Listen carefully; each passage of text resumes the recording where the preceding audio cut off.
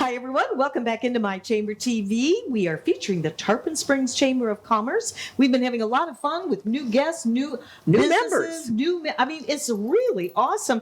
Gary Houston has G2 Home Service. Yes, ma'am. This is your business, and you've had it for 10 years. Yep. And give us a little history about how you partnered up with your dad.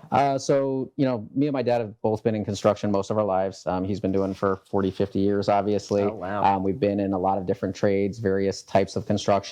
And if you know anything about the trades and everything else, it's very tough to work in those. A lot of times the employees are not treated great. They're not taken care of. They don't have some of the creature comforts that other industries have.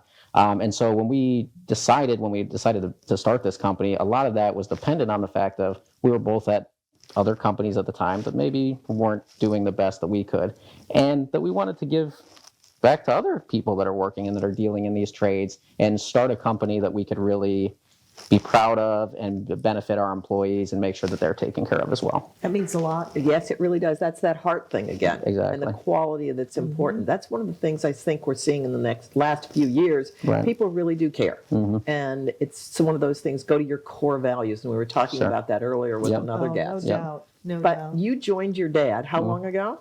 Well, we started the business together. It's actually been 12 years now we started it.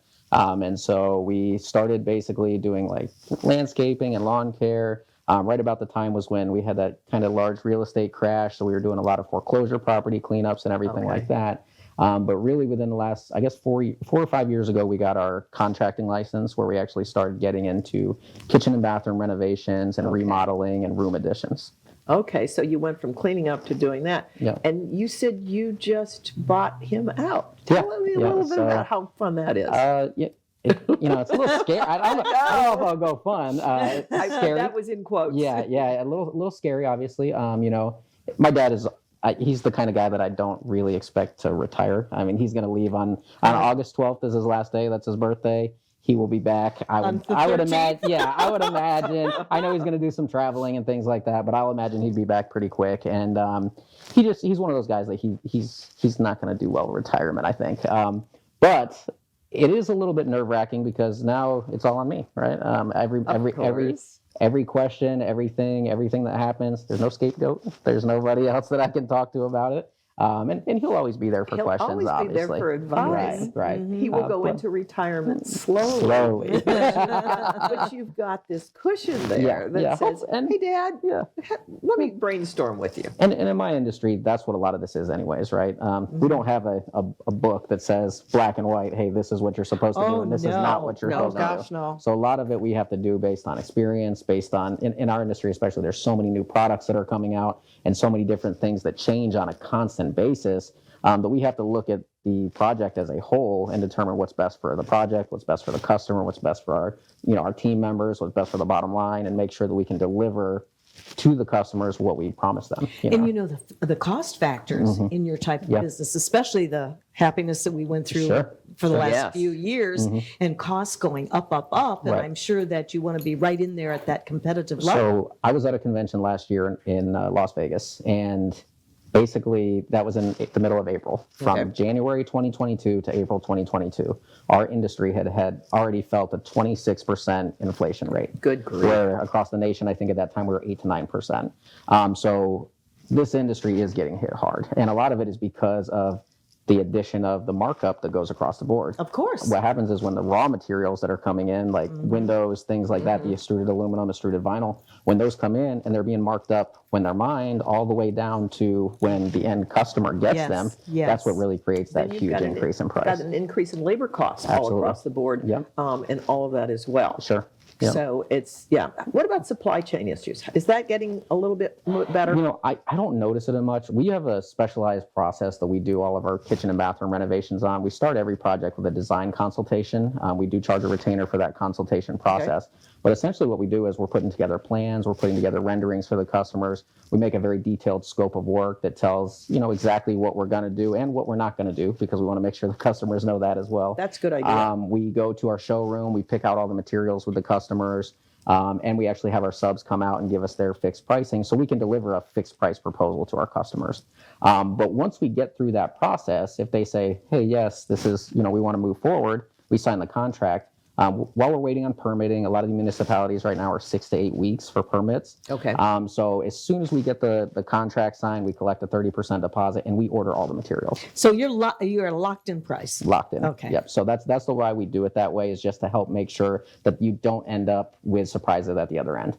The typical method of contracting and doing these remodels is, hey, we're going to come out and we're going to give you an allowance of $3 a square foot for tile, and maybe $500 for plumbing fixtures or whatever it is. The problem is that when you get to the end of the job, then what happens?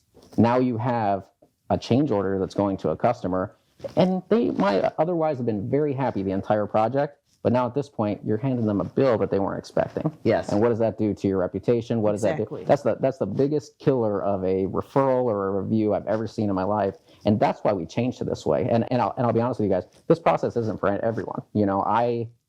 I really try to make sure that they understand what we're getting to, but I'm asking for a lot of trust. I'm asking for a lot of understanding up front, because we are charging a consultation fee for this process, but it's all, the bottom line is to help the customer get to the end result. Of course. Being honest and transparent through the whole process.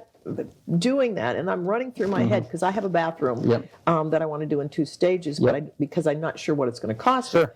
But having you come in, and I know that I'm going to get a quality look over, not just hey, we're going to do per square foot, and it'll probably cost you sort of this amount, et cetera, et cetera. I will have a plan in place so that when I say, okay, I can do this part of this bathroom, and then the other part over here, and then maybe I want to take a look at the kitchen later on. Absolutely. Then I've got a quality product that's in my hand. Exactly, and you know what you're paying for. I've seen some contracts and have heard some nightmare stories. You need to read the contract from start to finish. There's some things in there that are not necessarily hidden. They're up front. By the way, we're giving you an allowance for this amount of plywood. But down the road, it may be this amount, and you don't know. You don't know. You don't know. It's you know crazy. What I mean? And so, like I said, I don't want to sit here and say, like, in construction, we're always dealing with unforeseen circumstances, right? Of course. I don't know what's behind this wall right here. Of course. But we always try to make sure that we know. One of my favorite things I see on one of the the construction TV shows is where they go, we're gonna do this job for you. And it's gonna be X amount of dollars, and yada yada yada. And then the first day of demo, they go in and they tear out this wall that is clearly holding up the second floor of the house. And they go, man, now we got to put this $30,000 beam in here that we weren't expecting. I know exactly what you're talking about. So that's why is that what you do for entertainment? Listen, it gets me through the day for sure. But what I do is at that initial walkthrough, I'm cutting walls open. I'm doing very small inspection holes just to make sure that there's no sense in us going through this process if we can't do it, or if it's not going to be worth, or if we do have to do a beam, we know that the price is there ahead of time. It's not something that's later on down the road. Exactly. And your reputation is at stake. It really is. And thank you for protecting your reputation. That's why you're still in business. That's why you're buying your dad's part here. Oh yeah. You guys are great. And a lot of this, I'm sure, comes from your dad saying, this is how we're going to do it, and the two of you working together. Trial and error, right? We had to figure out a lot of this. And like I said, I mean, this is up until, I think we've been doing it this way now for 2.5 years. Right when COVID started is when we started this way, because prior to COVID, that year, 2021, I believe, we were out there I was running 8 hours a day, 5 days a week, running estimates. You go out and you send out all these estimates, and then next thing you know, you get maybe 1 or 2 calls back a week later. And it's just, you're spending so much time, and I'm just thinking to myself, man, gotta go. There has to be a better way. We gotta go. No problem. You gotta call this guy. I mean, you're awesome. I get to talking too much. I'm sorry, guys. Thank you for joining us. Take care. Appreciate it.